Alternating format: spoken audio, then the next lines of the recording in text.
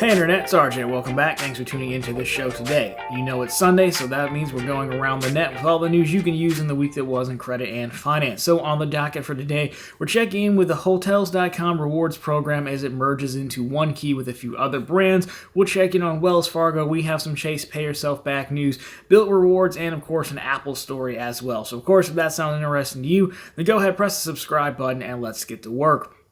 Now, we will lead off with Hotels.com, which is something we don't really talk about here too often. It has been quite some time, but if you remember, Hotels.com, Expedia, and Vrbo, all different platforms to book travel, things like that, are kind of merging under one brand called One Key. So we've talked about that. It has been a few months now. So now there's more details coming out about the One Key program that is not awesome if you love Hotels.com and their rewards program. So this is coming from 1 Mile at a Time, who dug into the new rewards program. So with the current Hotels.com perk, again, you stay one night, you get a stamp. 10 stamps is going to be able to cash in for a free night, which is actually pretty good, versus the new one where they dropped the stamps program altogether and they switched to basically a flat 2% back. So I think overall, if you did the math, getting the stamps would be a much better deal, probably just by the fact of how math works. Now overall, here with this audience, I think most people probably, are ride or die with one chain or another. Hilton, Marriott, Hyatt seem to be very popular, IHG as well. But Hotels.com works if you want to be, brand agnostic, right? So they offer their own rewards program, then obviously you can just book whatever property you want through there. So this new merger, while it makes sense, or this new, consolidation of brands, while it makes sense to put them all under one, because they all kind of do the same thing. One loyalty program, clearly if you're Hotels.com, this is not going to be great. Now, of course, if you already have a bunch of points saved up with Hotels.com, when they combine, your points will move over to the One Key program at the same value. You're not going to lose any money there, but going forward, bookings are going to be, worth a lot less, which is unfortunate. So depending on how you use the program, it could be a decent time to, look at, hotel chains, but honestly, you're not really safe from devaluations anywhere you go. 2 weeks ago, we were talking about Hyatt and, them changing their award categories, and it just kind of goes in a circle. One person devalues, then it just kind of keeps going. So not to be a killjoy with our lead-off story, but honestly, wherever you go, you're probably going to run into devaluations. So the answer is probably, where is the easiest for you to earn points at? And again, if you don't want to be loyal to one chain, then you're probably still okay with Hotels.com, which is not as good as what it used to be. So there is that. Now our next story is about BILT rewards, one of our fan favorite credit cards here, and it's now with Wells Fargo. Now technically this story is a little bit late, but I thought it was still important to highlight, and number one, to point out that if you want all the news on time, then it's a perfect plug for Profitable.content.com, where we post these news stories daily. But BILT rewards, kind of the card that you can pay rent with, but also kind of slated as a travel card of sorts. Well, they ran a promotion with Hyatt that actually got you almost a fast pass or a fast track to Hyatt status, which is actually harder to get than most hotel statuses. So BILT Rewards has been doing these BILT Rewards rent days where they kind of have increased promotions and things like that. Well, their past one was focused on the world of Hyatt. So really what you were doing is, if you joined this, and of course, unfortunately, you had to join through March 20th and April 1st. Again, ProfitableContent.com for all your timely news. But you could link your card, and then you would get basically a trial run of Hyatt status. Now, that's not too crazy. But the cool part is, if you did 10 qualifying nights during the period, the promotional period, which would have been April 17th, July 16th, then that would qualify you for Explorer status. If you stayed 20 nights, that would you would be able to get Globalist status, and you would keep that status through February 29th of 2025, which is pretty good, considering that, again, Hyatt, it takes about 60 nights to get Globalist, which is their top status. So that's a lot of nights, and of course, yes, 3 months. Depending on who you are, 20 nights could be a lot, it could be nothing. So it's just more so nice to see BILT doing things like this. They seem like right now they're really going for it in the credit card, in the travel space, because again, Chase and Hyatt, big partnership there. You can't, really shortcut to Globalist statuses where you can with, Hilton and Diamond. Marriott, I don't think you can get the top Titanium or Ambassador Elite status through a card, but you can get pretty high now with their new card revamps, I think, on the American Express side. So, overall, I thought that was a pretty good promotion to highlight. and of course plug the website. So if you were able to take advantage of it, definitely let us know down below.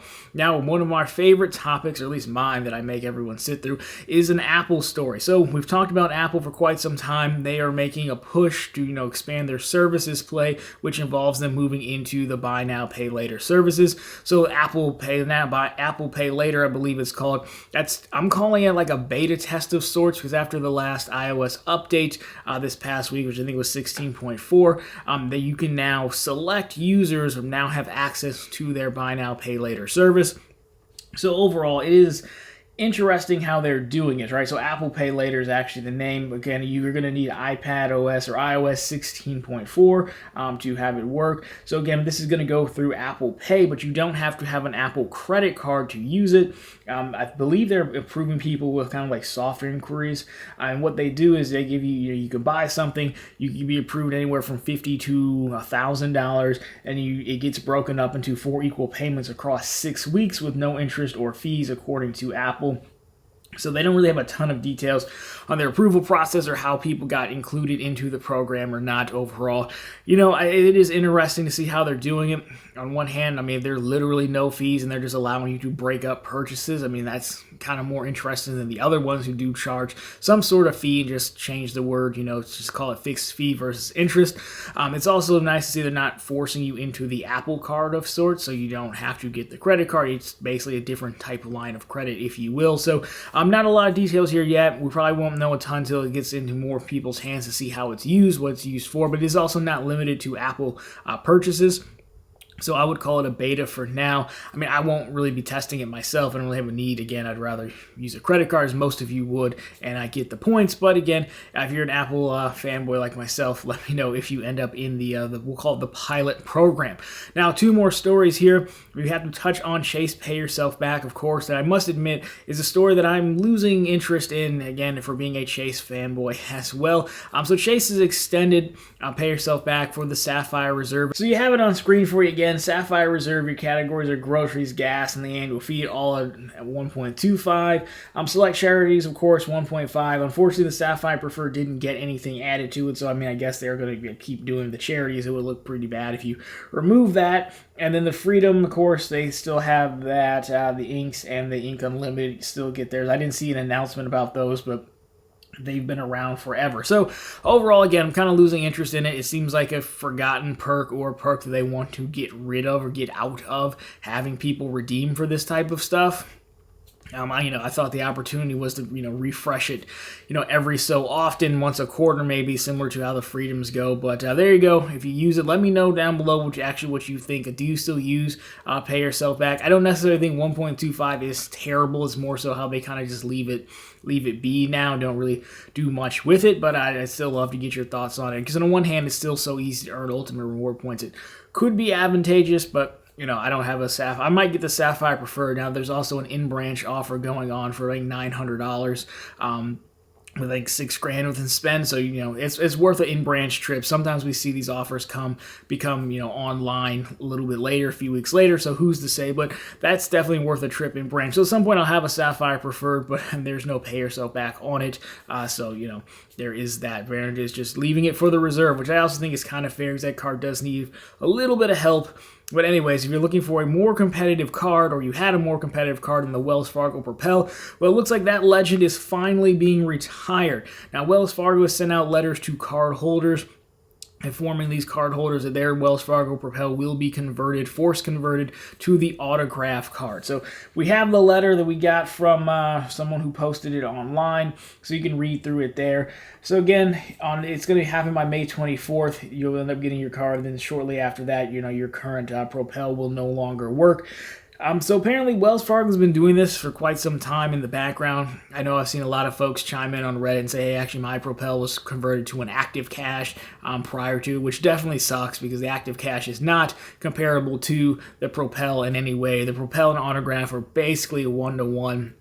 So, of course, if this happens to you, it'll be a different card number because they're going from, Amex to Visa. Now, the real thing here, the real point is, that right now the autograph card has their $300 offer back, and you can spend $1,500 to get $300, 30,000 points, but, you can cash those out, especially if you have a Wells Fargo bank account. It's much easier to cash them out if you have that. But again, if you've been riding with the Propel for this long, then I don't think you'll have a problem figuring out the best way for you to cash out $300. Anyways, the point is, if this is you, now would be the time to get the autograph card on your own.